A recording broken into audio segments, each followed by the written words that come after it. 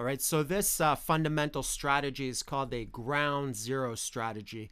And what it means is basically becoming an early adopter and getting in on the ground floor of new coins.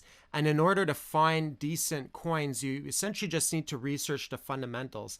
And one of the best ways to get into new coin projects is actually to become a miner. So if you set up like a GPU mining rig, or if it's a CPU coin, if you start mining the first blocks, chances are you'll get the lion's share of a lot of coins for dirt cheap, and then you can sell them during price discovery on the exchanges.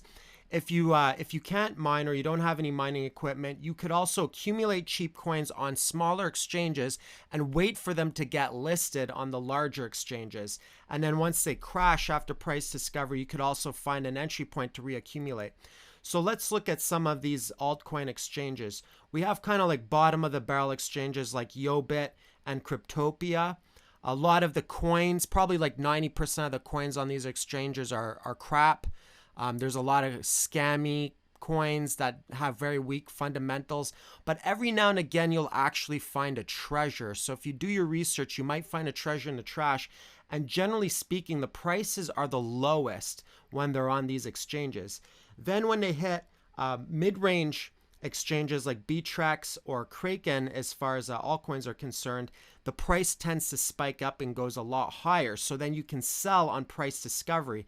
And then Poloniex is considered to be the best altcoin exchange, predominantly because they have the best market makers. So they have the most liquidity and trading volume. And when they list a coin on price discovery, the market makers will often set really, really high prices to be able to lure and attract traders onto the exchange. So let's show you an example on the charts of a coin where you can make money doing this. So this is a coin called Decree. Very interesting coin. It's got solid fundamentals, interesting decentralized governance model. And so it does offer something new as far as innovation is concerned. But it was first listed over on Yobit for very, very dirt cheap. And as you can see here, this huge spike candle happened when it got listed on Btrex. So as you can see here, it got listed on Btrex.